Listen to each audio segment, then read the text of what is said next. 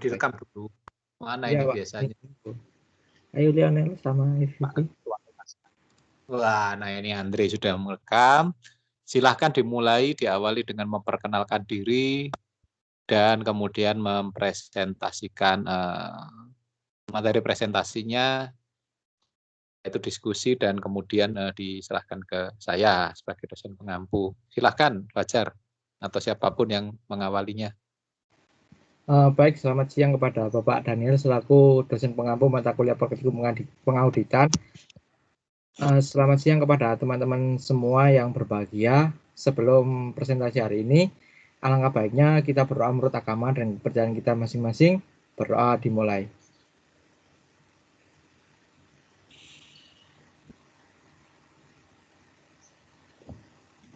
Berdoa diakhiri. Hari ini saya dan kelompok akan mempresentasikan mengenai risk assessment, risk of material misstatement. Kami beranggotakan Antonius Lionel Christopher Indranatan dengan NIM 1218002, Evelyn Geliatantono dengan NIM 1218008, dan saya sendiri, Fajar Zakaria Zarkasi dengan NIM 1218009. Next.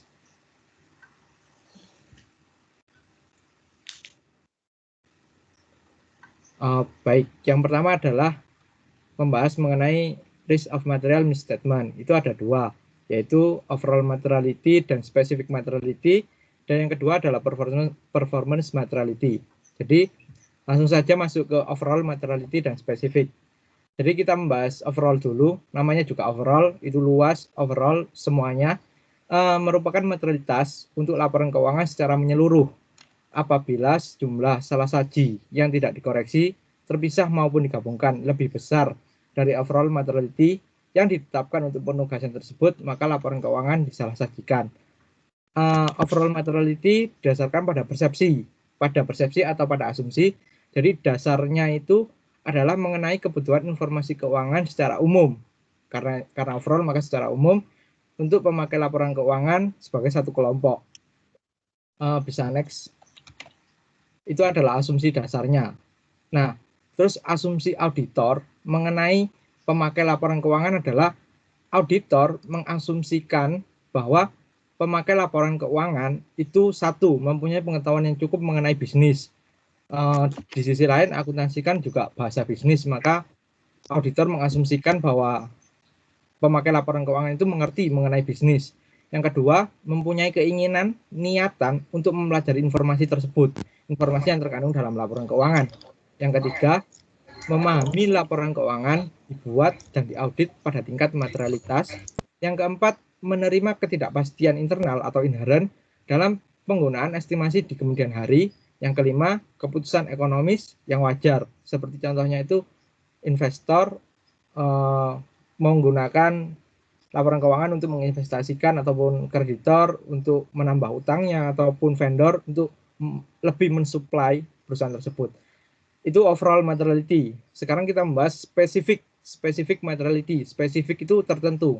Satu titik, satu hal adalah materialitas pada tingkat jenis transaksi tertentu atau saldo akun tertentu atau pengungkapan tertentu.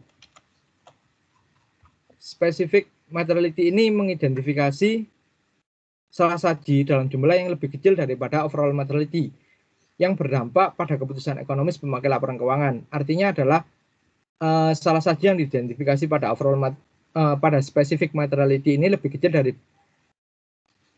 daripada overall. Oleh sebab itu, karena lebih kecil, maka area-area yang dijangkau oleh specific materiality ini lebih sensitif. Contohnya itu pengungkapan mengenai hal tertentu, kepatuhan terhadap perundang-undangan atau persyaratan dalam kontrak, ataupun transaksi-transaksi yang menjadi dasar perhitungan bonus.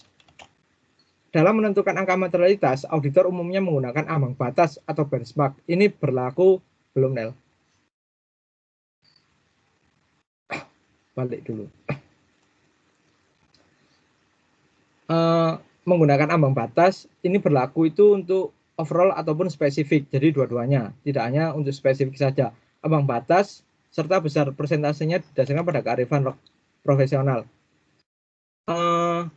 Sebagai contoh seperti ini, dalam bisnis yang dikelola oleh pemilik, Pemilik itu mengambil sebagian besar dari keuntungan perusahaan sebagai remunerasinya atau imbalannya. Oleh sebab itu, secara logika, auditor menggunakan laba sebelum imbalan dan pajak sebagai ambang batas. Next.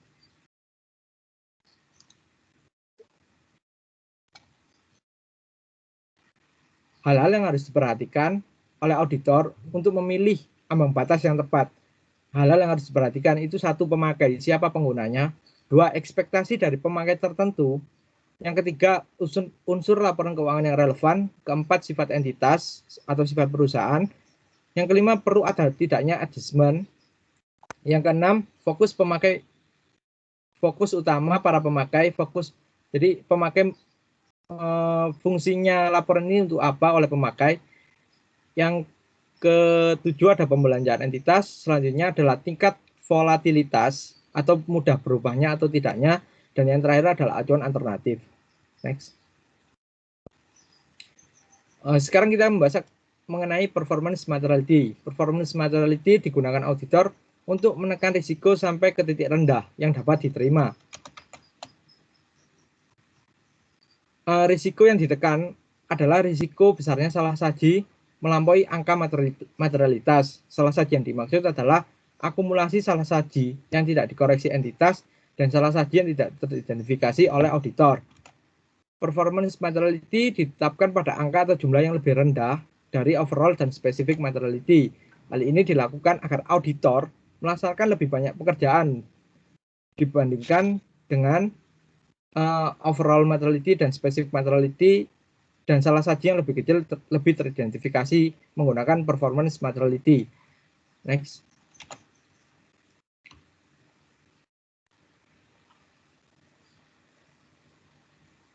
Apabila audit direncanakan hanya untuk mendeteksi salah saji yang material atau yang berdiri sendiri atau independen, tidak akan ada peluang untuk membuat kesalahan.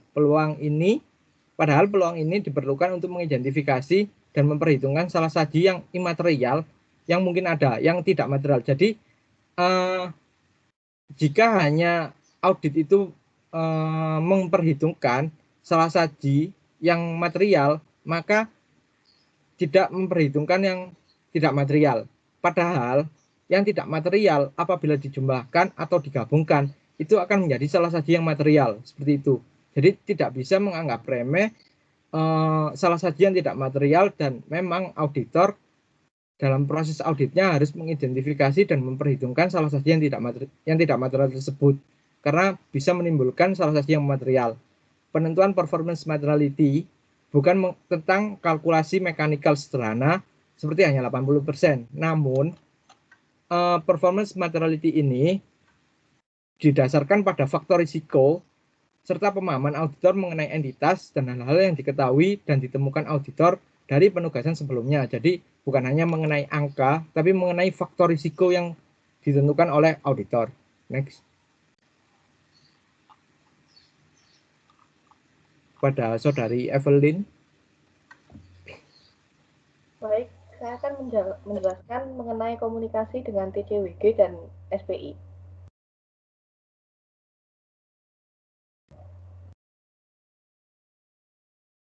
TCWG atau Those Charged with Governance adalah orang atau organisasi seperti corporate trustee atau wali amanah korporasi dengan tanggung jawab pengawasan umum atas arahan strategis entitas dan kewajiban yang berkenaan dengan akuntabilitas entitas, yang juga meliputi pengawasan umum atas pelaporan keuangan.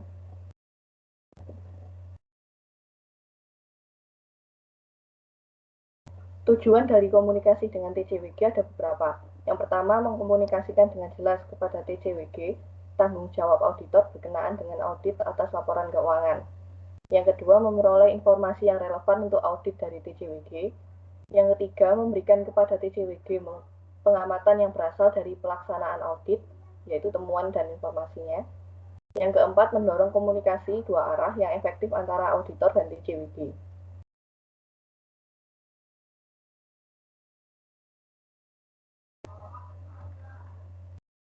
Dalam hal berkomunikasi, hal-hal yang menjadi minat pengawasan umum yang dikomunikasikan auditor kepada TCWG ada tiga. Yang pertama, tanggung jawab auditor dalam hubungannya dengan audit atas laporan keuangan. TCWG harus mendapatkan informasi TCWG harus mendapatkan informasi mengenai hal-hal penting yang menyangkut peran mereka dalam mengawasi proses pelaporan keuangan. Tanggung jawab dan kewajiban auditor serta TCWG seringkali dapat dikomunikasikan dengan memberikan salinan surat penugasan audit.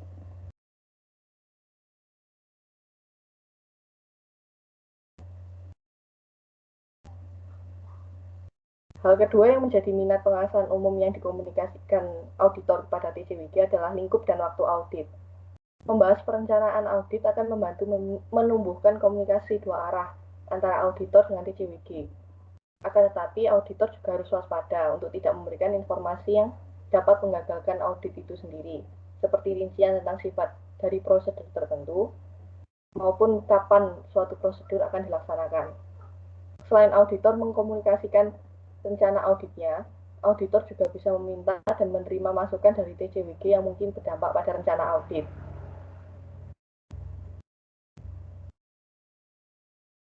Hal yang ketiga yang menjadi minat umum yang dikomunikasikan auditor kepada TCWG adalah temuan audit yang signifikan. Auditor harus membahas hasil temuan auditnya kepada TCWG. Pada umumnya, auditor akan membahas mengenai masalah audit yang berkenaan dengan governance terlebih dahulu, dengan manajemen. Ada beberapa hal umum yang dikomunikasikan oleh auditor kepada TCWG tentang temuan audit berikut.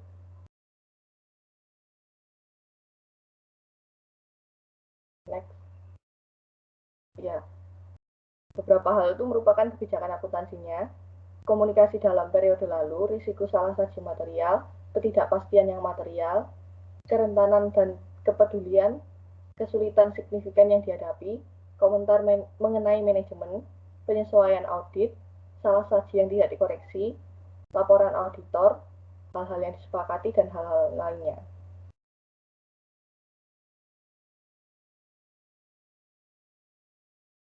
Jika auditor menemukan salah saji dalam atau selama auditnya, langkah pertama yang harus dilakukan adalah meminta manajemen untuk memperbaiki semua salah saji yang belum dikoreksi.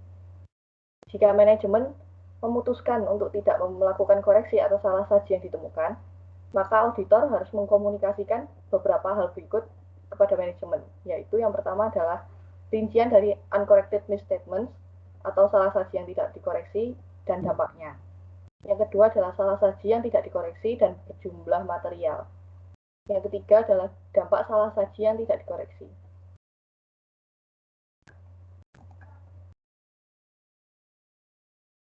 Selanjutnya adalah SPI atau Satuan Pengawasan Intern. Satuan Pengawasan Intern merupakan satuan yang wajib dibentuk oleh BUMN guna mengawasi intern perusahaan. SPI ini dibentuk untuk membantu Direktur Utama dalam melaksanakan pemeriksaan intern keuangan serta pemeriksaan operasionalnya.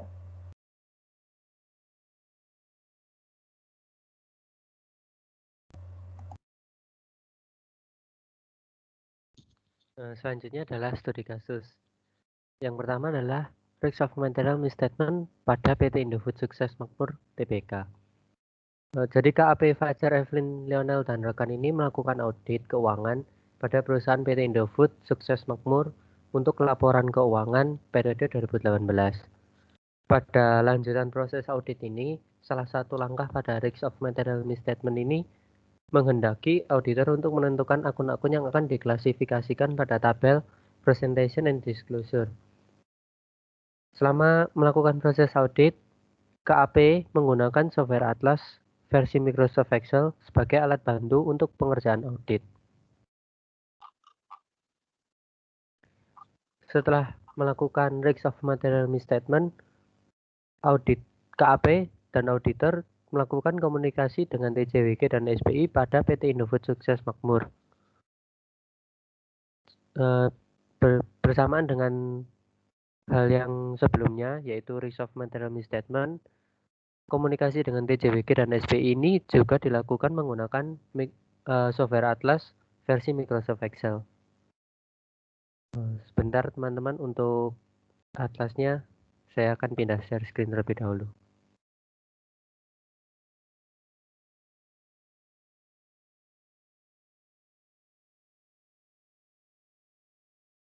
Apakah sudah masuk share screen dari atlasnya?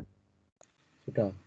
Nah, jadi yang pertama, karena kita berada di Risk of Material Misstatement, yaitu berada di kolom A260. Langsung saja, waktu kita masuk ke kertas kerja ini, hal pertama itu adalah tabel yang di atas ini dan tabel yang di bawah. Untuk tabel yang di atas ini adalah Risk of Material Misstatement pada tingkat laporan keuangan. Sedangkan yang di bawah ini pada tingkat asersi. Yang pertama yaitu di tingkat laporan keuangan. Untuk faktor penyebab yang menjadi pertimbangan ini akan terisi secara otomatis apabila auditor memberikan tik pada kertas kerja A240. Yang kita harus lakukan adalah mengisi seberapa besar tingkat resiko pada tingkat laporan keuangan ini. Ada 3 pilihan yaitu high, medium, dan low. Setelah mengisi, kita memberikan respon auditor. Untuk respon auditor ini biasanya berisikan berdasarkan prosedur audit yang digunakan oleh KAP. Setelah itu, kita lanjut ke Risk of Material Misstatement pada tingkat asersi.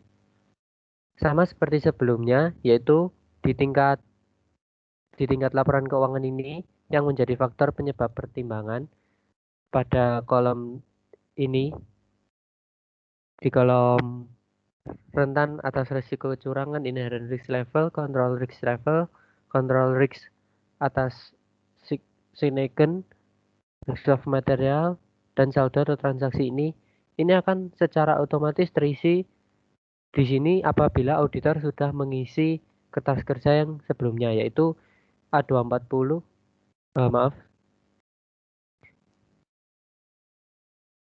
yaitu A240 seperti tertera di Excel-nya, juga A250. Apa yang harus kita isi adalah menentukan akun-akun yang ada di sebelah kiri ini pada level asersi yang dibagi menjadi 4. Ada completeness atau C, yaitu klien sudah menyampaikan sesuatu secara komplit dan lengkap. Yang kedua adalah existence, yaitu bahwa sesuatu yang disampaikan oleh klien itu benar-benar ada. Yang ketiga adalah A dan Z, yaitu akurasi, data yang disampaikan tersebut sudah otomatis akurat atau perhitungannya benar. Yang terakhir adalah valuation, yaitu sesuatu dinilai dengan kaidah kerangka laporan keuangan yang berlaku. Jadi auditor menentukan akun-akun ini akan masuk ke sini, ke klasifikasi presentation and disclosure ini menggunakan pilihan drop down seperti berikut. Untuk mengklasifikasikannya, auditor melakukannya berdasarkan sesuai dengan dari dari tingkat sebentar. Auditor memasukkan sininya itu berdasarkan relevansinya dari akun-akun tersebut. Namun biasanya saldo ini juga menjadi salah satu pertimbangan. Seringkali saldo yang memiliki nilai besar akan masuk pada semua klasifikasi. Lanjut ke sifat. Untuk sifat ini ada TOC, AP, dan TOD. TOC ini adalah test of control, AP ini adalah data dari akuntan publiknya atau akuntannya, TOD ini adalah text of detail. Untuk mengisi ini pada kolom sifat ini atau tabel sifat ini juga dilakukan dengan drop down. Tapi kita harus menentukan akun-akun tadi ini masuk dulu ke presentation and disclosure atau penyajian dan pengungkapan ini terlebih dahulu, baru kita atau auditor bisa menentukan sifat dari akun-akun tersebut. Untuk yang terakhir adalah waktu atau saat kita melakukan proses auditnya. Ada I, yaitu itu yang bermaksud kita melakukannya di tengah-tengah pertengahan tahun, yaitu bisa jadi di bulan Mei, Juni, atau Juli. Untuk yang Y ini adalah year end, atau kita melakukannya di akhir tahun, atau bisa juga di awal tahun. Setelah kita mengisi semuanya dan lengkap, auditor diminta untuk mengisi simpulan. Dari simpulan ini hanya ada 2 pilihan, yaitu penelitian penentuan ROMM dilakukan dan penelitian penentuan ROMM tidak dilakukan. Apabila auditor tidak mengisi pada simpulan ini, maka status KKP akan bertuliskan incomplete.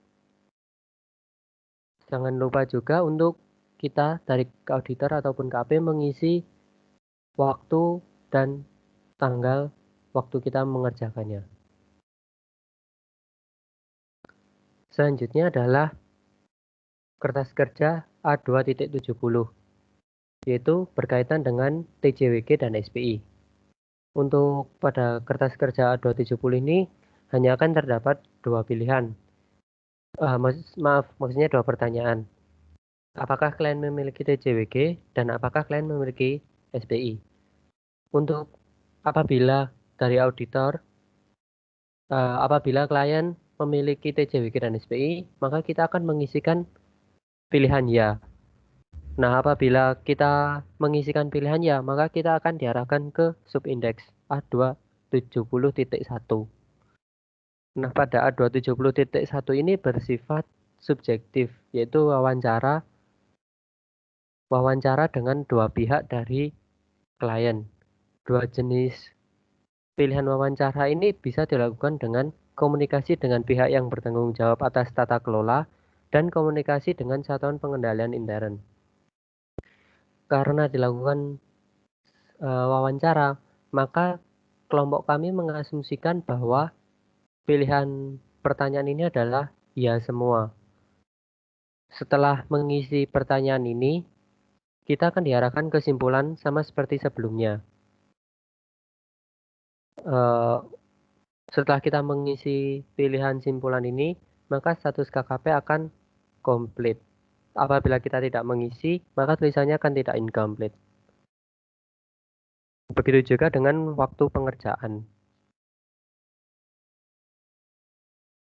Untuk yang A270.2 ini sama seperti yang sebelumnya, yaitu bersifat wawancara atau subjektif. Karena bersifat wawancara, maka dari kami kelompok mengasumsikan bahwa pertanyaan ini memiliki jawaban ya. Setelah sama seperti sebelumnya, setelah mengisi semuanya, maksudnya pilihan ini, kita diwajibkan untuk mengisi simpulan untuk melengkapi status KKP yang ada di bawah ini. Jangan lupa juga untuk memasukkan tanggal dan waktu. Untuk atlas pada kelompok kami seperti itu. Saya akan pindah share screen terlebih dahulu.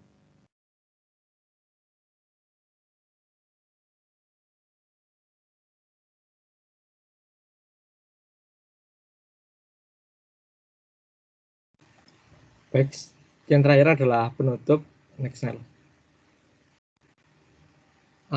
Menurut kami kesimpulannya adalah konsep materialitas dapat digunakan dalam berbagai tingkatan laporan keuangan. Overall materiality melihat materialitas laporan keuangan secara menyeluruh, spesifik secara spesifik, sedangkan performance materiality merupakan tingkat materialitas yang digunakan auditor untuk menekan risiko salah saji agar risiko salah saji melampaui angka materialitas. Tidak hanya materialitas, yang penting dalam proses penilaian risiko, komunikasi dengan TJWG dan SPI, Satuan Pengawas Intern, juga sangat diperlukan. TJWG merupakan pihak-pihak yang bertanggung jawab untuk mengawasi dan melakukan pengarahan strategis atas perusahaan, sedangkan SPI merupakan satuan yang mengawasi keuangan internal dan operasional perusahaan.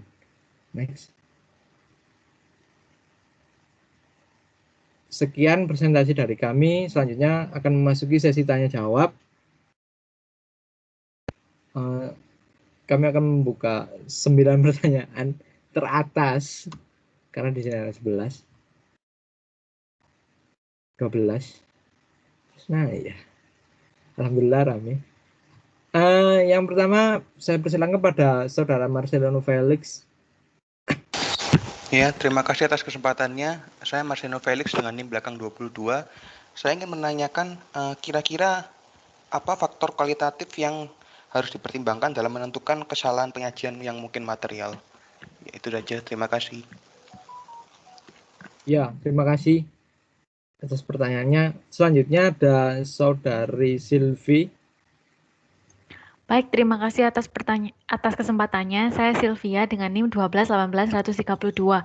Saya ingin bertanya, contoh umum yang sering terjadi salah saji yang tidak material yang jika dijumlah akan menyebabkan salah saji material itu seperti apa? Terima kasih. Terima kasih kepada Saudari Silvi. Pertanyaan cukup bagus. Untuk sesi terakhir kepada Saudari Eva. Ya, terima kasih atas kesempatannya kelompok. Saya Eva dengan NIM 1218143.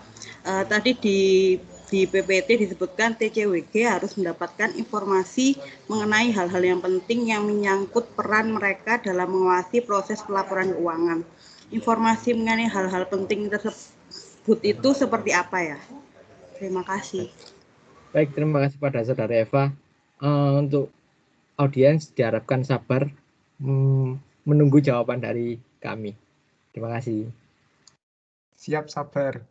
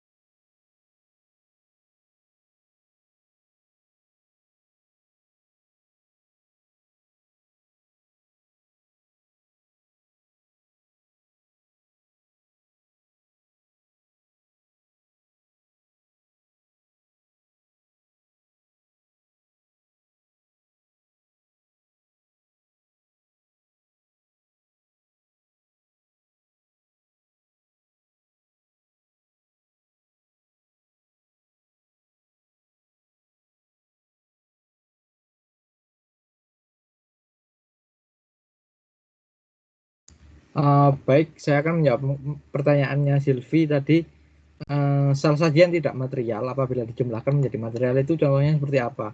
Jadi saya menemukan di internet ini, jika laba yang dilaporkan meningkat 3% per tahun selama 5 tahun, jadi peningkatan per tahunnya itu mengalami 3%, tetapi laba tahun berjalan mengalami penurunan 1%, perubahan tersebut mungkin saja tidak material. Cuman kejadian ini itu bisa menyebabkan material karena berlangsung selama 5 tahun terakhir, karena kan dijumlah tadi ya Sil ya. Paham sampai sini Sil? Ya, paham. Terima kasih. Ya, terima kasih kepada Saudara Silvi. Selanjutnya. Selanjutnya saya akan menjawab pertanyaan dari Saudara Marcel, yaitu apa faktor kualitatif dalam menentukan salah saji material.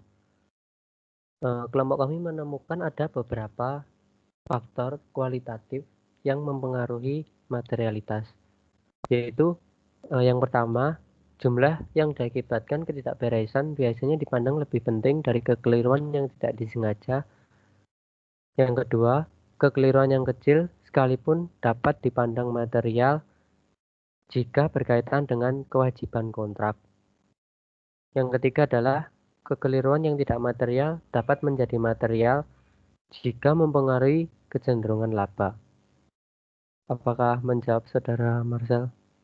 Oke, sudah cukup. Terima kasih. Baik, sama-sama. Selanjutnya saya akan menjawab pertanyaan dari Saudari Eva. Saudari Eva tadi bertanya mengenai informasi yang harus diperoleh TCWG. Jadi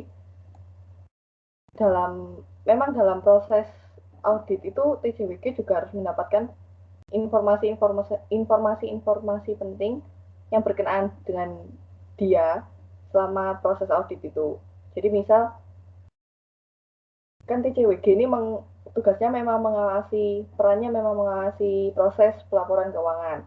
Nah, ternyata dalam proses audit, auditor itu menemukan ada salah saji.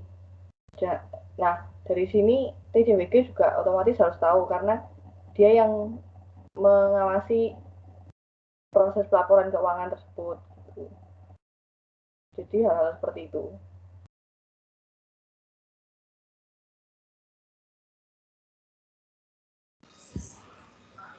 Ya, terima kasih kelompok. Ya, terima kasih. Sama-sama Saudara Eva. Selanjutnya ke sesi kedua, yaitu pertanyaan pertama Saudari Talia Indra Nugroho. Baik, terima kasih atas waktunya. Saya Talia Indra Nugroho dengan NIM belakang 35. Tadi kan di salindianya dituliskan tujuan komunikasi dengan TCWG kan memperoleh informasi yang relevan. Nah, tolong disebutkan atau berikan contoh apa aja informasi yang relevan itu. Dan seperti apa? Terima kasih. Baik, terima kasih atas pertanyaannya Saudari Talia. Selanjutnya Saudari Ilona Yunike Tiffany. Nama saya Ilona Yunike Tiffany, NIM 1218110015. Saya mau bertanya, maaf ya kalau pertanyaannya receh. Saya masih bingung sama TCWG dan SPI. Apakah tiap perusahaan itu pasti punya TCWG dan SPI? Kalau misalnya enggak, terus tadi di atlasnya gimana ya? Dia diarahkan ke form lain atau gimana? Terima kasih. Terima kasih Ilona atas pertanyaannya. Sebenarnya tidak receh, juga menambah ilmu. Selanjutnya ada kepada Saudara Steven Wijoyo. Ya, terima kasih atas kesempatannya. Saya ingin bertanya tadi, Fajar menyebutkan pada hal yang harus dipertimbangkan auditor dalam memilih ambang batas yang tepat, itu ada acuan alternatif. Acuan alternatif ini seperti apa ya? Terima kasih. Baik, terima kasih kepada Saudara Steven. Kepada audiens untuk sabar menunggu kami merundingkan jawabannya. Terima kasih.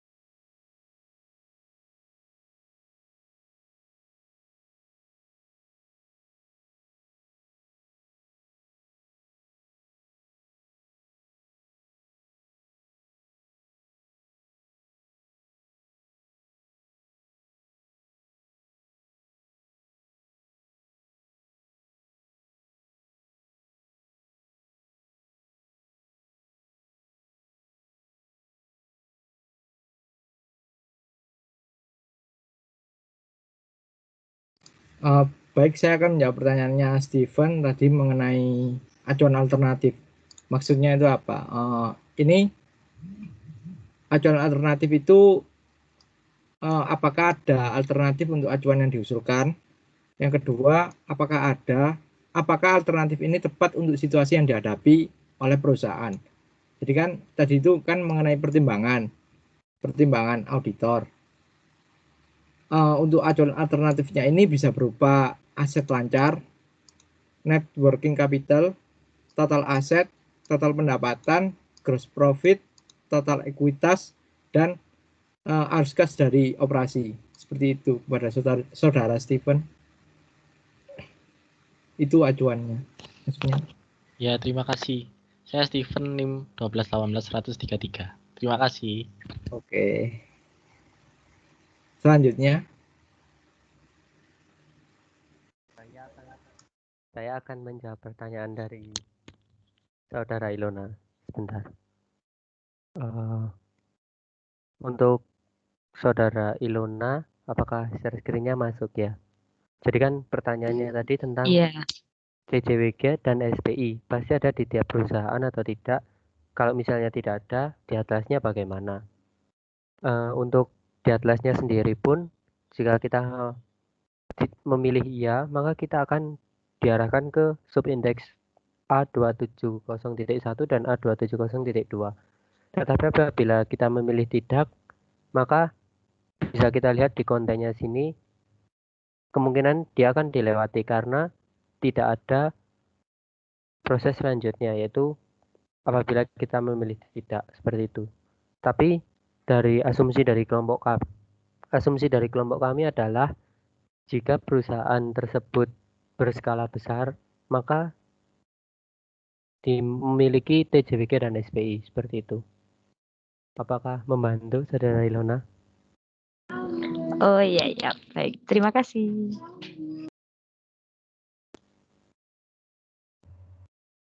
Ya, selanjutnya saya akan menjawab pertanyaan dari saudara Thalia mengenai informasi relevan seperti apa ya. Boleh? Oh ya. Jadi ini sama saudara Lionel sudah dibantu share screen, itu ada hal-hal yang diharapkan diperoleh dari pihak TJWG itu sudah lengkap di atas. Jadi informasi relevan seperti apa, itu ada pihak yang berada dalam struktur tata kelola entitas dan pembagian tanggung jawabnya, tujuan dan strategi entitas, hal-hal atau area tertentu yang perlu diperhatikan selama audit, kesadaran akan pengendalian internal dan pengawasan yang dilakukan, deteksi atau kemungkinan adanya kecurangan, maupun respon dari komunikasi sebelumnya. Jadi itu sudah ada di atlas, bisa dilihat. Apakah menjawab saudari Thalia? Terima kasih. Sama-sama. Baik, sesi selanjutnya kepada Andre Renaldi Santoso. Baik, terima kasih kelompok. Saya Andre, mau bertanya di KKP yang ada ROMM-nya tadi, 260 ya kayaknya. Nah, tadi kan ada yang kolom CE sama AVC. Nah, itu ada beberapa yang kosong. Memang itu dari proses audit memang isinya kosong atau bagaimana ya? Itu aja. Makasih. Baik, terima kasih pada saudara Andre. Selanjutnya kepada saudari Aziza.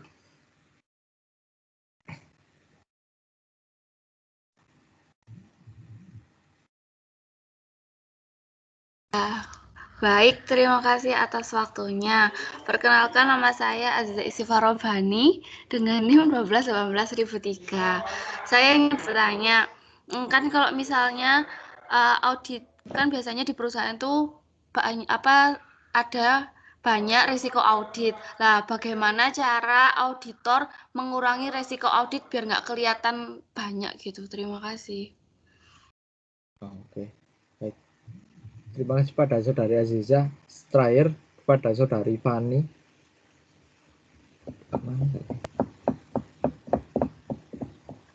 Terima kasih atas kesempatannya. Saya Fania dengan NIM belakang 41 mau bertanya. Bagaimana menentukan klasifikasi akun di presentasi dan disclosure pada tingkat asersi di Atlas. Gitu. Terima kasih. Ya, terima kasih pada Saudari Fani. Dimohon menunggu sebentar kepada audiens.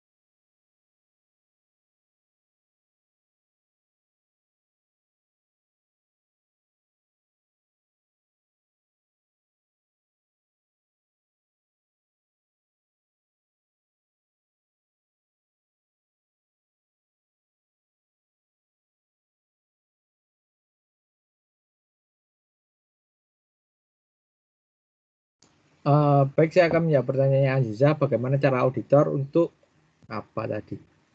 Saya lupa. Bagaimana cara auditor untuk mengurangi risiko audit agar tidak kelihatan banyak? Yang pertama itu sebenarnya ini ada 3 cara dan hanya harus memilih salah satu, jadi nggak bisa salah 2 atau salah 3.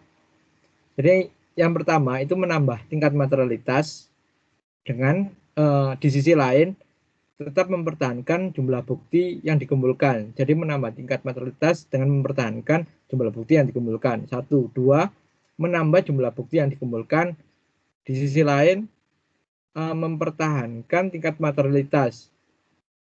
Jadi balikannya dari yang pertama. Yang ketiga, menambah sedikit jumlah bukti audit yang dikumpulkan dan menambah sedikit tingkat materialitas secara bersama-sama. Jadi pilihannya itu ada 3, tingkat materialitas naik, auditnya tetap, bukti auditnya tetap, bukti auditnya naik, tingkat materialitasnya tetap, atau menaikkan dua-duanya secara seimbang.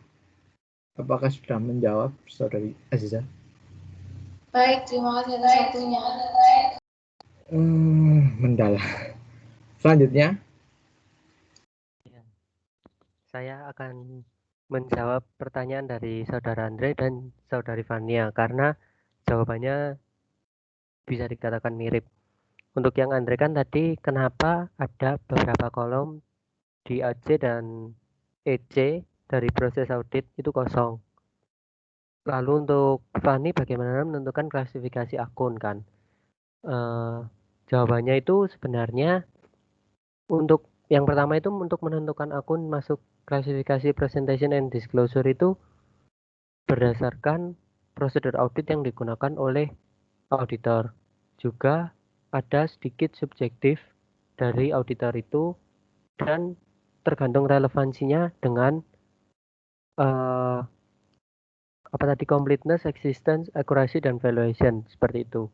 Untuk itu dapat juga menjawab dari pertanyaan saudara Andre, mengapa kok beberapa kosong? Ya karena kemungkinan auditor itu, setiap auditor itu kan berbeda pasti subjektifnya. Jadi ada beberapa yang berpikiran bahwa ini harus masuk di A, B, C, D, E, dan ini harus masuk di A saja atau B saja seperti itu. Jadi ada campur tangan dari kesubjektifan auditor itu sendiri dan prosedur audit yang digunakan seperti itu. Apakah menjawab saudara Andre dan Fania? Makasih. Ya, terima kasih kelompok. Ya, sama-sama. Baik, mohon maaf kepada teman-teman yang sudah menunggu present tapi tidak ditunjuk karena keterbatasan waktu. Sudah selesai presentasi dan sesi tanya jawab.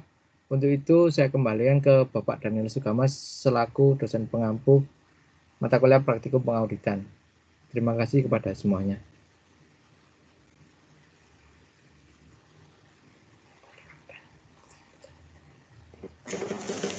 Ya, terima kasih kepada penyaji yang sudah mengantarkan kita pada presentasi tentang, saya pindahkan dulu ininya, nah, tentang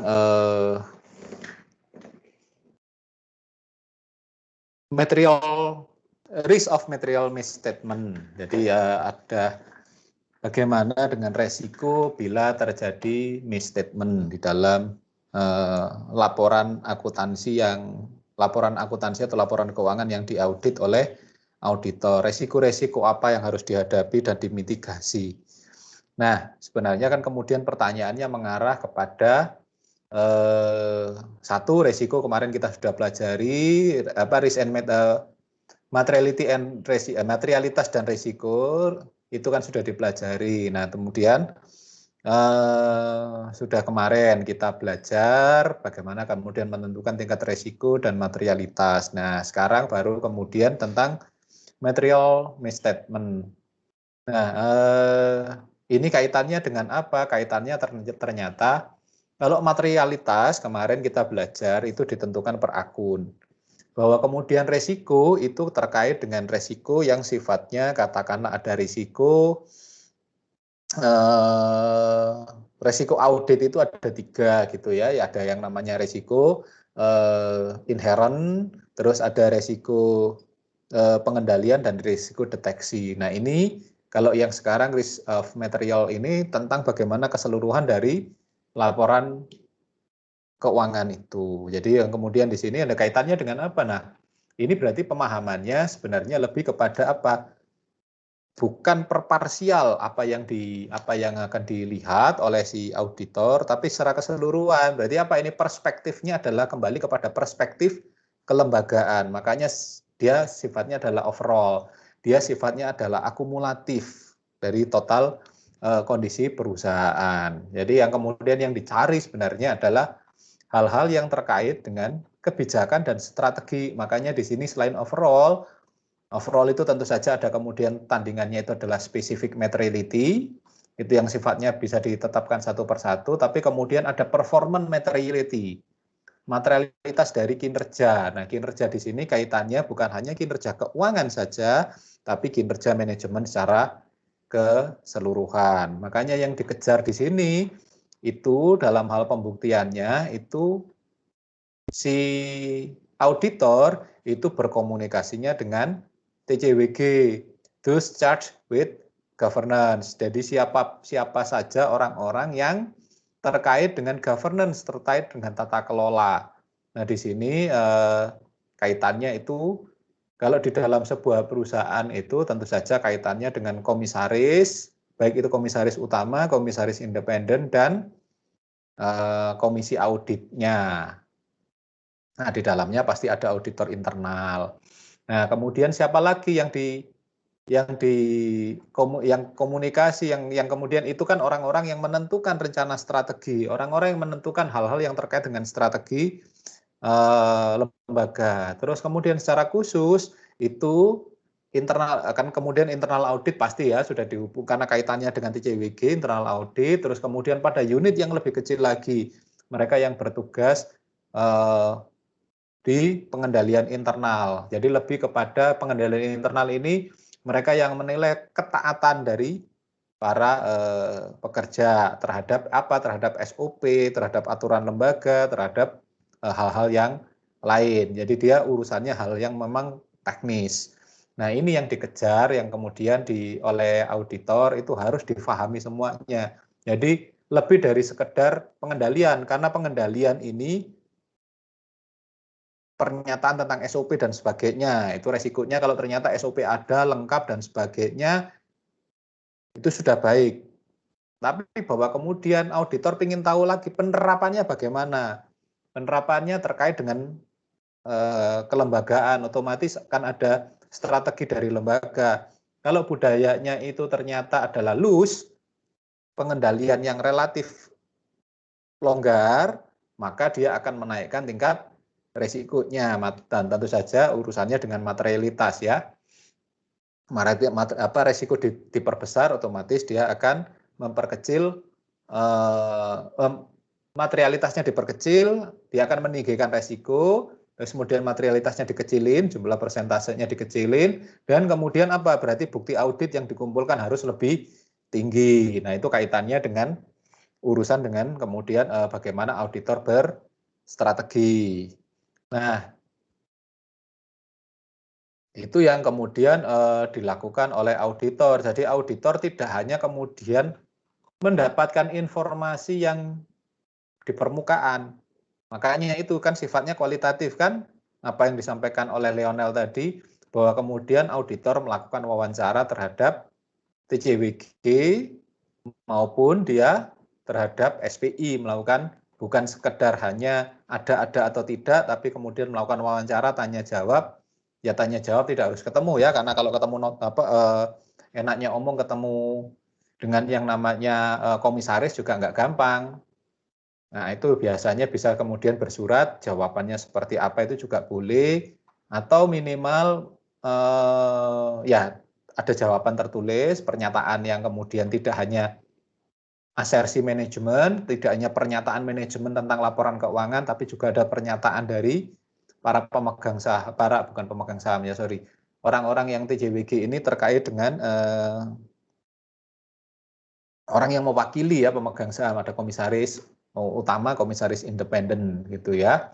Nah, itu ada pernyataannya, ada statementnya. Tapi kemudian di lain pihak si auditor itu memeriksanya berdasarkan notulensi rapat selama ini, bahwa notulensinya kayak apa sih? Oh, ternyata memang ada himbauan untuk kemudian melakukan pengawasan ketat, melakukan sistem pengendalian yang ketat dan sebagainya, audit internal yang taat dan sebagainya. Oh, berarti itu bisa disimpulkan oleh manajemen, oleh auditor bahwa memang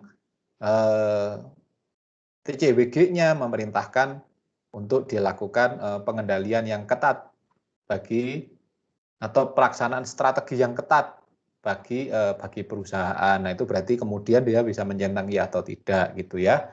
Jadi kaitannya ke sana, ini sebenarnya lebih kepada yang telaah yang lebih mendalam terhadap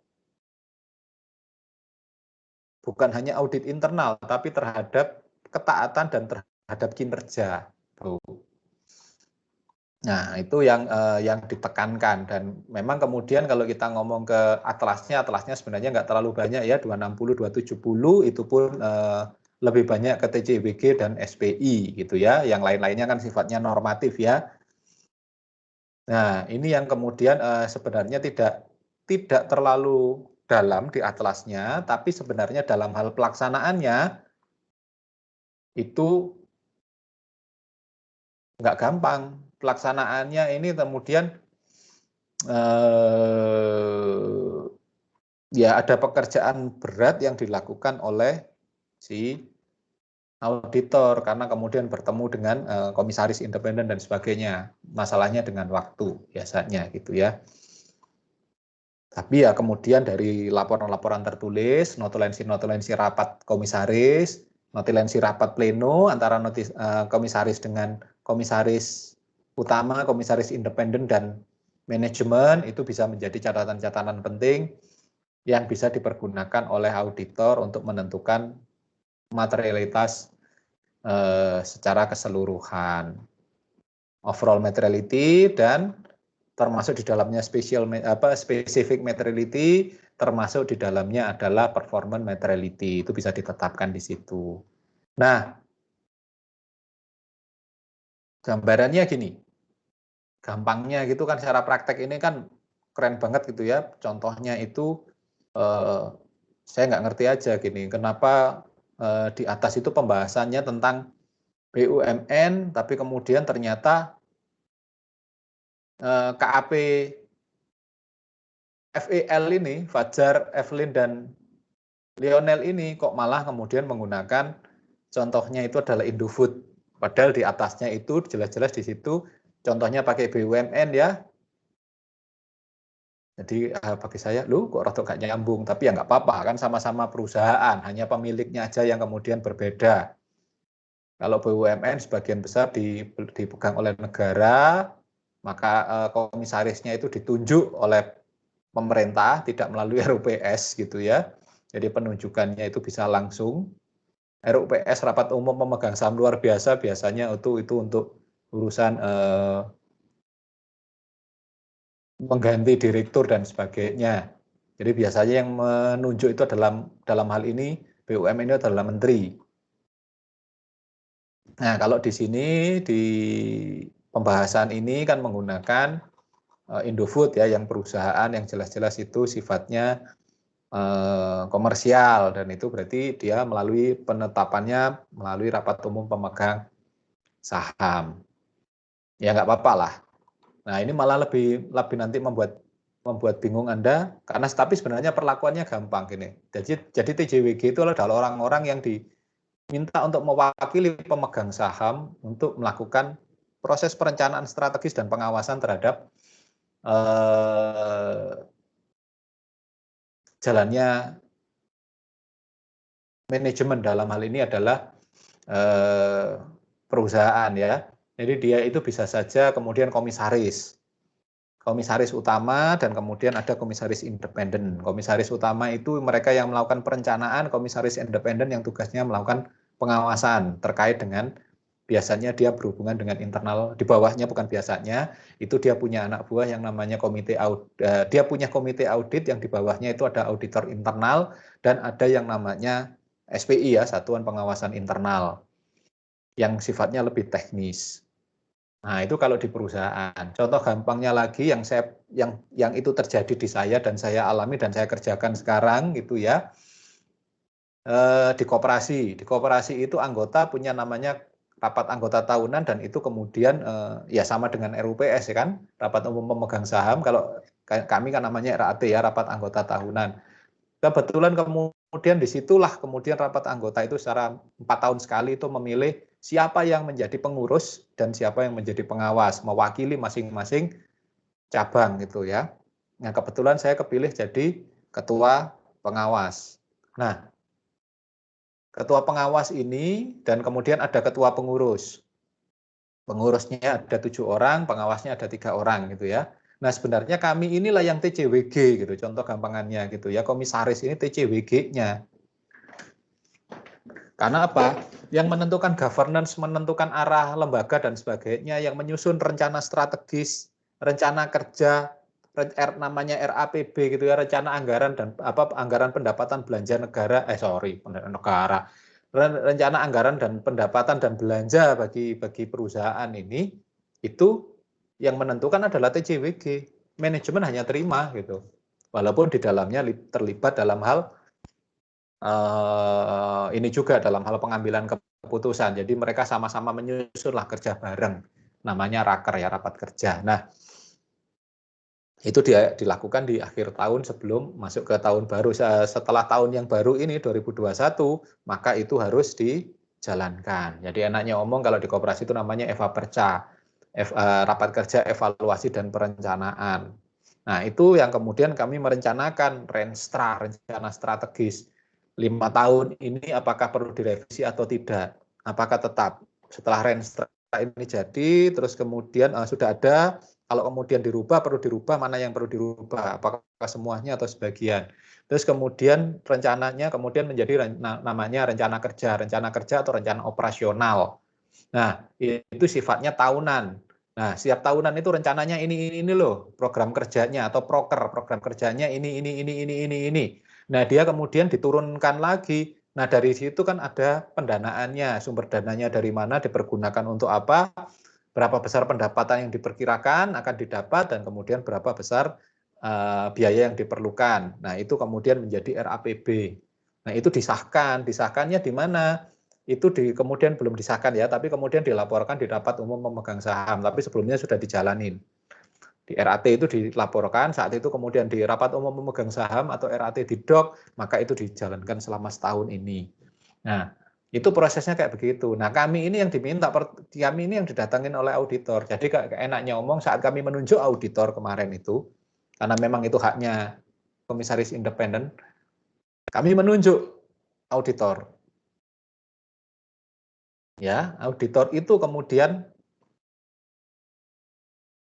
memulai bekerjanya mulai kapan? Mulai saat kemudian ditunjuk, saat kemudian negosiasi dan sebagainya. Mereka melakukan yang namanya preliminary survei awal. Kemudian akan menerima perikatan itu setuju atau tidak menerima pekerjaan audit itu awal. Ketemu dengan kami auditornya. Kemudian auditornya bertemu. Auditornya kemudian yang minta apa? Laporan keuangan yang lama, laporan internal audit dan sebagainya. Karena mereka ingin tahu sebenarnya rencana strategi dan sebagainya mereka pelajari. Nah, kemudian mereka dari itu proses bisnisnya seperti apa dan sebagainya.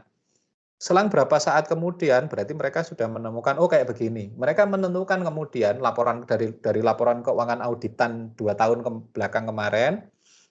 Terus kemudian dari laporan unaudited selama 3 tahun, terus kemudian apa yang terkait strategi mereka pelajari. Nah, itu mereka kemudian menentukan preliminary survei itu menentukan materialitas dan resiko yang di awal. Nah, mereka tentukan. Sudah dimasukin ke atlas kan tingkat resikonya dan sebagainya. Nah, kemudian mereka butuh kemudian menentukan bagaimana materialitas dari kalau terjadi misstatement dan sebagainya yang kali ini gitu ya, yang kemudian yang sifatnya lebih dalam. Nah, mereka bertemu setelah itu mereka kemudian setelah itu mereka akan ngobrol dengan TCWG, dengan kami saat itu, dengan pengurus, dengan manajemen, dengan ini dalam hal ini adalah PD atau Kabag Keuangan dan manajer utamanya, ngobrol tentang bagaimana sebenarnya strategi yang ada, bagaimana kebijakan-kebijakan yang ada, bukan ngobrol guyonan ya, tapi diskusi. Nah, itu nggak hanya satu kali itu, kami bertemu itu, ya kalau bertemunya saya 2 kali ya, saya kunjungan ke rumahnya bersama direktur bersama manajer keuangan, dan kemudian bertemu bukan di rumahnya, di kantor KAP-nya, terus kemudian bertemu di kantor kami gitu ya, ngobrol tentang itu. Ini loh kebijakannya seperti ini dan sebagainya. Saat di kantor memang ketemu dengan lebih lengkap ya. Ada pengurus, ketua pengurus, ada komisaris utamanya, dan ada manajernya. Saat kemudian GM kalau di perusahaan ya, kita ngobrol, kemudian ditentukan lagi. Nah, kemudian mulai dimitigasi resikonya. Oh, kira-kira ini Pak di sini. Setelah itu baru kemudian ada tahapan-tahapan lain yang jadi auditor itu nggak langsung kok terima pekerjaan, bukan berarti butuh duit, enggak, karena kemudian ada beberapa hal ya, kecuali yang butuh duit ya, yang ngawur-ngawur kayak begitu. Tapi yang kemudian dengan auditor kami yang kemarin itu taat benar, jadi sampai kemudian disetujui perikatan itu 1 bulan loh, lebih bahkan 6 minggu ngobrol terus, intens setiap minggu ketemu gitu ya. Setelah kemudian diketahui resikonya dan sebagainya, cakupan auditnya ditentukan dan sebagainya, baru kemudian ngomongin fee. Fee-nya ketemu, jadi dan sebagainya, baru kemudian proses auditnya jalan. Auditnya jalan nggak langsung loh. Mereka melakukan yang namanya audit interim. Jadi laporan keuangan masih berjalan, laporan keuangan belum tersusun sampai selesai, mereka melakukan audit. Terhadap apa ya? Mereka melakukan auditnya per bulan. Mereka melihat konsistensi kita dalam laporan keuangan. Mereka melihat apa? Mereka melihat bukti-bukti awal yang bisa dikumpulkan, belum sampai konfirmasi, belum apa, tapi kemudian bukti-bukti awal, terus bagaimana tentang SOP dan sebagainya. Jadi itu sudah dilakukan oleh auditor, padahal itu belum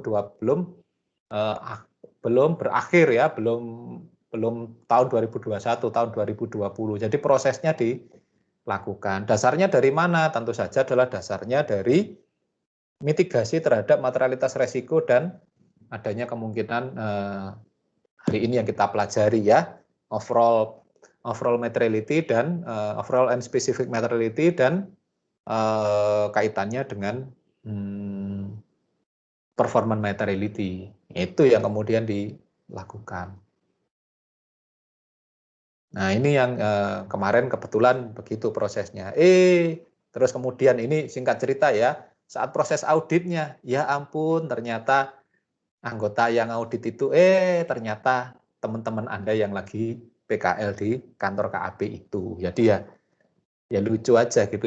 Lucu anak-anak ini. Jadi kemudian tapi mengerjakan pekerjaannya dengan benar.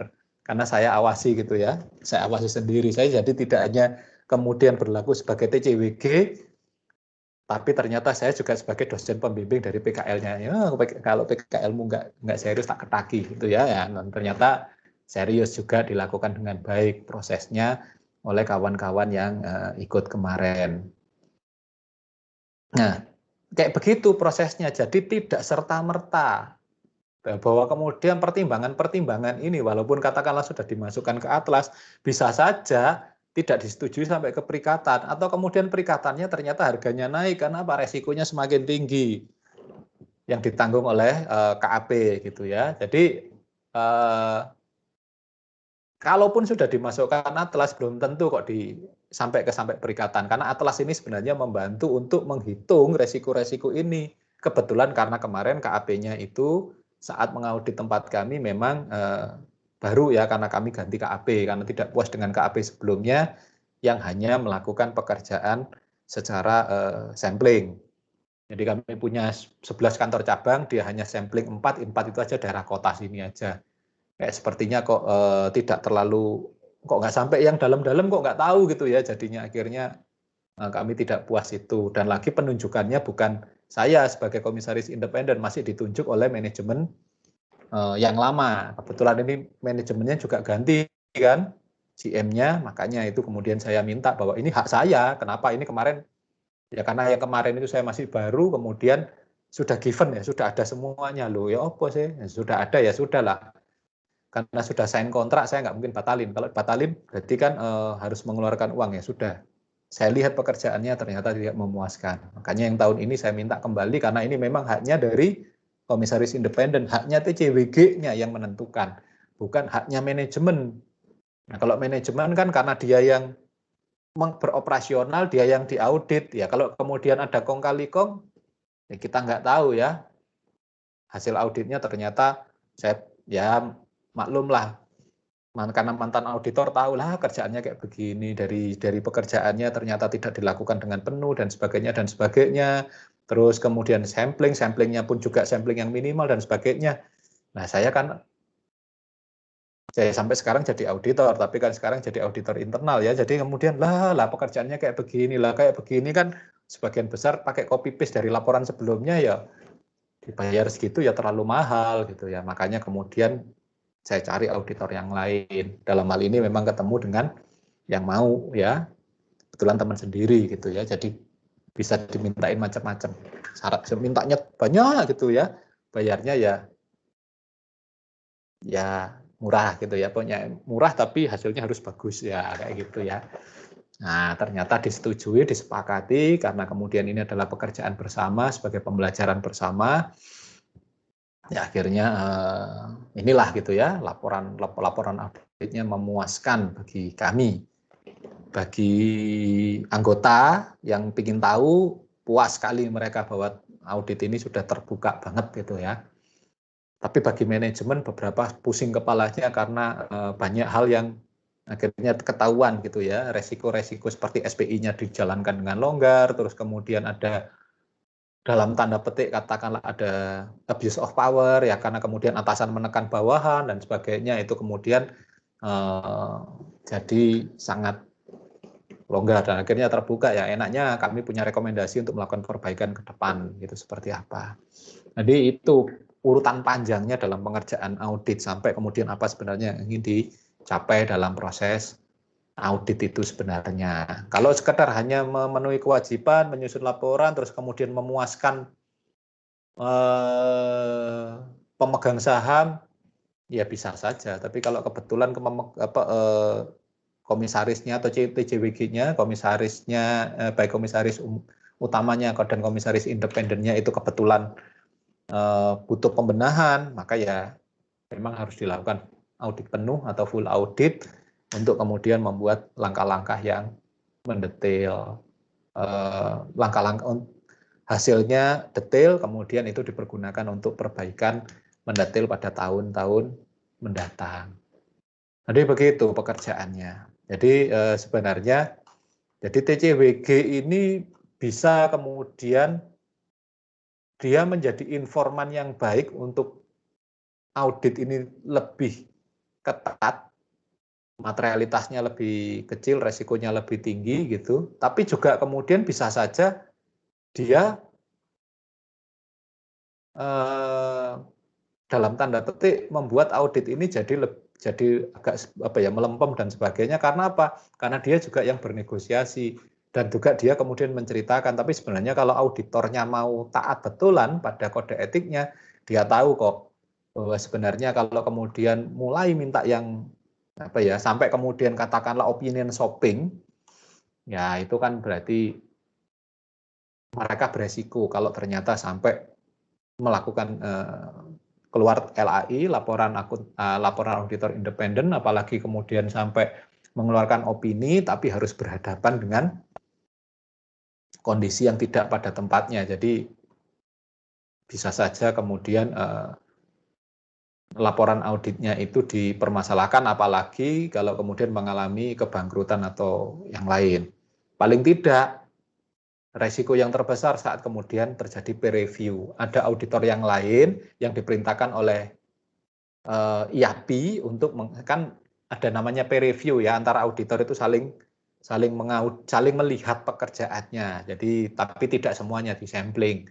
Katakanlah auditor kami yang ada di sini gitu ya, bisa saja di audit atau bukan di audit ya, katakanlah di peer review oleh auditor yang lain tentang pekerjaannya. Makanya dengan pekerjaan yang relatif ketat dan baik seperti ini tidak perlu, kami juga tidak khawatir, auditor tidak khawatir terhadap peer review. Tapi kalau yang seenaknya copy paste laporan keuangan, laporan auditornya hampir sama, mirip-mirip gitu ya, cuma diganti-ganti dikit, ya suatu saat kalau ketahuan akhirnya ya berhadapan dengan yang namanya suspend. Nah, di Malang ini juga ada auditor besar gitu ya, kena suspend. Untungnya yang kena suspend itu AP-nya, akuntan publiknya, dan katakanlah ini managing partnernya gitu ya. Kalau partnernya nggak kena karena kemudian ya adalah dengan catatan gitu kan, ada nama besar di belakangnya sehingga tidak sampai merembet kemana-mana. Tapi sebagai audit managing partner yang katakanlah direktur yang kemudian menjalankan KAP itu disuspend. Itu juga jadi nggak enak kan, jadi nama buruk gitu kan.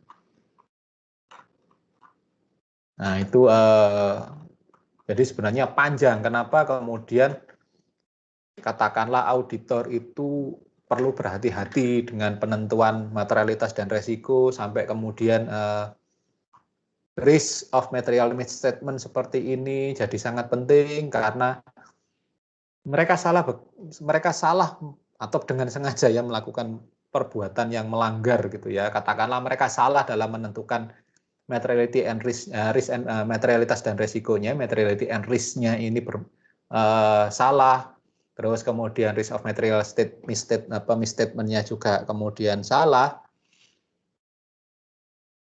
ya akhirnya pekerjaan auditnya, LAI-nya, opininya itu dipertanyakan juga. Nah itu akhirnya apa ya, kalau kemudian masih sanksi administratif aja nggak apa-apa gitu ya, berhadapan dengan sanksi administratif seperti disuspend dan sebagainya. Tapi kalau ternyata ini sampai kebawa ke kasus hukum, sampai kemudian undang-undang KAP itu ya, undang-undang nomor berapa tahun 2011 itu sampai dikenakan, itu kan sampai denda dan sebagainya, sampai pencabutan izin dan sebagainya kan ya memalukan banget. Atau kalau katakanlah secara besar itu kan kasusnya seperti yang dilakukan oleh oleh Arthur Andersen dengan Enron-nya gitu kan, jadi kasus besar yang mendunia gitu ya. Ya tapi kita kembalikan ke masing-masing itu. Jadi kemudian kalau memang dasarnya itu perusahaannya itu bukan perusahaan yang baik, mereka sudah banyak melakukan window dressing dan sebagainya, sudah cenderung fraud, ketemu dengan auditor yang sama-sama suka main-main kayak begitu, ya laporannya semakin tidak bisa dipertanggungjawabkan. Jadi sebenarnya kuncinya itu di yang hari ini dibahas sebenarnya. Kalau kemudian TCWG-nya itu mau apa katakanlah mau hasil yang baik, hasil audit yang baik, ya tinggal kemudian dia melanjutkan dengan auditor yang lama yang memang katakanlah kalau sudah baik ya tetap bisa dipertahankan, atau mencari auditor baru yang memang mau bekerja dengan benar-benar. Nah, kalau kemudian dasarnya sudah enaknya omong kan, ya hulu ketemu ya hulu, ya sudah selesai. Tapi kalau kemudian sama-sama seriusnya gitu ya baik itu TCWG-nya, baik kemudian auditornya itu juga mau lurus-lurus, ya hasilnya pasti laporan auditnya itu LAI-nya, laporan audit independennya pasti bisa dipertanggungjawabkan walaupun sakit. Terus terang menerima hasil auditnya itu sakit gitu ya, sebagai TCWG, sebagai orang dalam kemudian melihat ya ampun ternyata kayak begini ya kondisi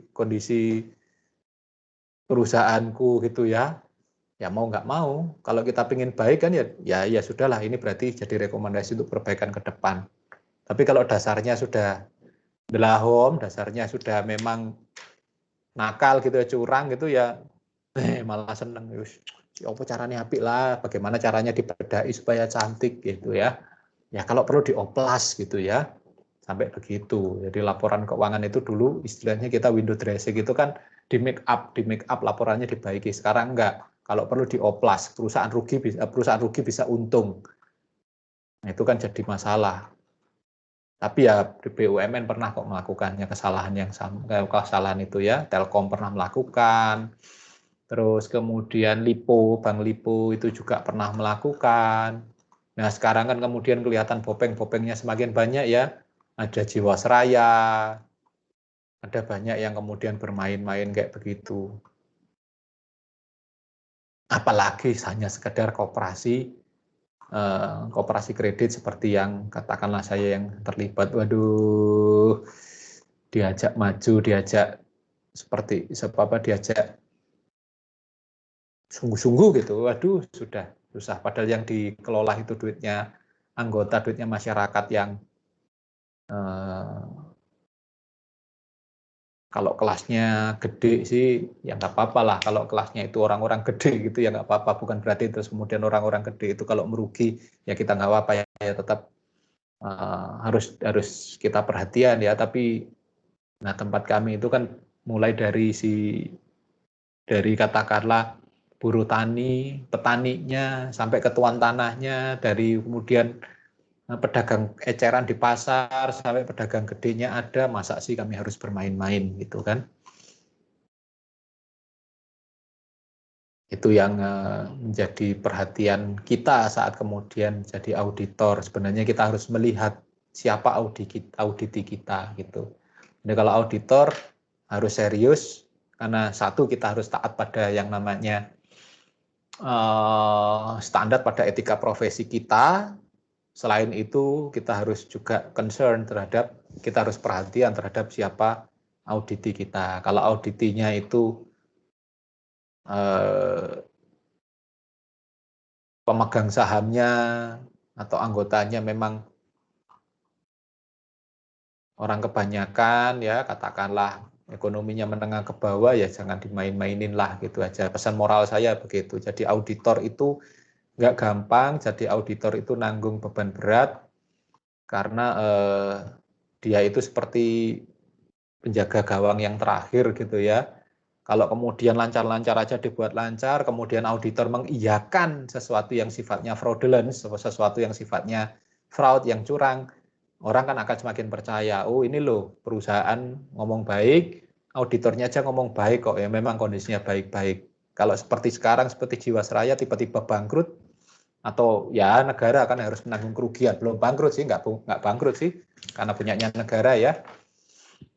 Tapi ya bahwa kemudian kan jadi berapa banyak orang yang harus dirugikan. Kemarin beritanya itu ada 2,4 juta pensiunan yang kemudian dirugikan dengan adanya restrukturisasi Jiwasraya. Nilainya nggak gede-gede banget sih, sekitar 5,1 T. Itu duitnya pensiunan itu. Duitnya pensiunan BUMN. Nah itu perlu jadi perhatian kita, yaitu salah satunya karena auditornya main-main. Jadi ya kita nggak ngomong yang jauh-jauh, kita ngomong yang di negeri kita aja, yang Indonesia gitu ya. Sekali main-main berapa banyak sebenarnya orang yang dirugikan atau dalam tanda petik Anda bunuh dengan laporan audit yang fraudulent kayak begitu. Oke. Jadi ya suatu saat kalau Anda ingin bercita-cita jadi auditor, jadilah auditor yang benar karena Anda menanggung nasibnya orang banyak. Itu yang bisa saya sampaikan, dan ini kemudian kok ya enak ngobrol TCWG karena posisi saya langsung, contohnya itu kan asli karena saya kebetulan posisinya sebagai TCWG. Tuh. Nah, hal-hal yang lain sudah dijelaskan oleh kelompok ini, tapi ada satu yang menarik sebenarnya yang disampaikan oleh Sylvie itu bagaimana kalau kemudian ini yang kecil-kecil tapi kok bisa berpengaruh yang kecil-kecil, tapi kemudian kecil-kecil secara resiko tapi kok bisa material gitu ya. Iya bisa aja kalau ternyata agregatnya material kayak gimana. Tapi kelompok tadi sudah menjelaskan kalau kemarin ruginya kecil-kecil tapi kemudian setelah 3 tahun itu kan terakumulasi ya, jadi sifatnya akumulatif. Jadi ingat, resiko itu bukan tambah, resiko itu kali ya. Ya ingat aja rumus proksi dari resiko audit. Resiko audit sama dengan resiko inherent kali resiko pengendalian kali resiko deteksi. Jadi bukan plus, kali. Itu ya. Jadi materialitas tentu saja akan kemudian berlipat. Oke. Ya kalau enaknya omong, kalau bahasa ini OOT tapi ini jadi gambaran yang gampang gitu ya. Kalau Anda seperti statistik itu loh, bisa saja bahwa masing-masing variabel ini tidak signifikan. Ada 4 variabel, katakanlah tidak signifikan. Tapi ternyata loh, kok uji F-nya itu signifikan. Ternyata modelnya itu benar. Kok ternyata ada L-square-nya, ya kayak begitu itu. Bisa saja tidak signifikan kalau satu-satu, variabelnya itu satu-satu. Tapi kalau jadi satu, itu bisa saja signifikan. Banyak penelitian yang kayak begitu. Khususnya nanti kalau penelitiannya tentang audit, penelitiannya tentang good corporate governance, ada 5 ya, tarif, sekarang 6, tarif, ada S-nya, yang terakhir sustainabilitas, dan nanti penelitian Anda yang tentang sustainable reporting. Nah itu banyak yang kayak begitu. Masing-masing itu bisa saja tidak signifikan X-nya, tapi modelnya signifikan. Itu. Kalau modelnya nggak signifikan, ya pasti semuanya nggak signifikan gitu ya. Nah itu nanti ada banyak hal-hal yang kayak begitu.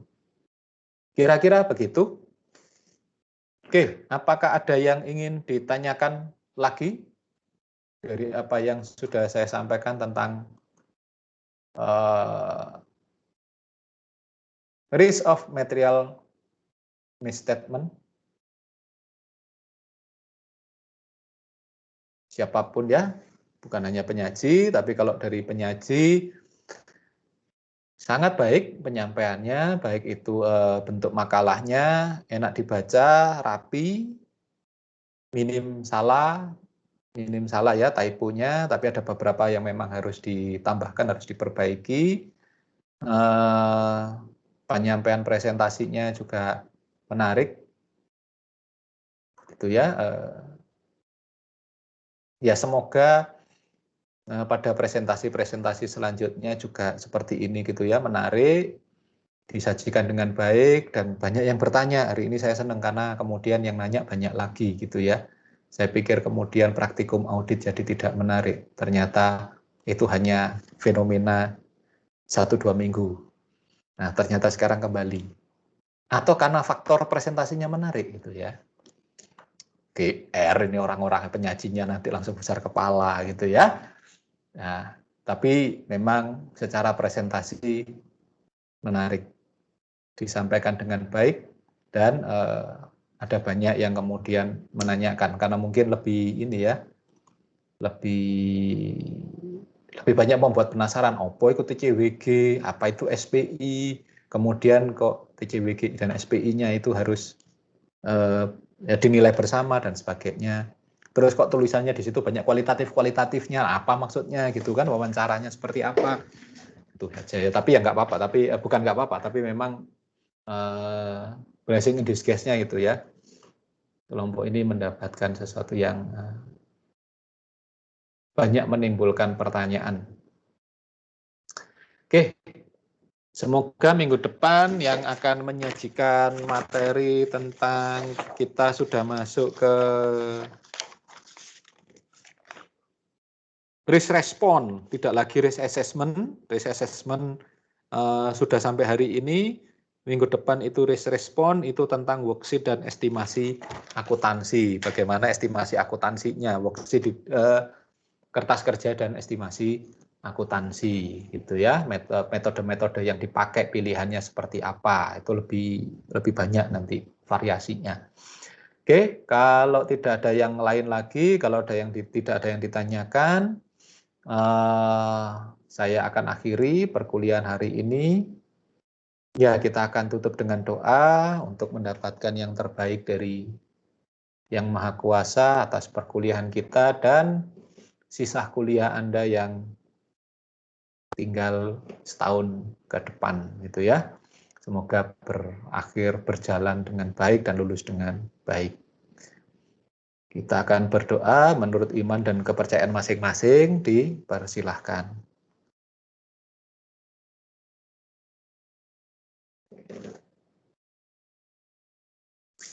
Terima kasih.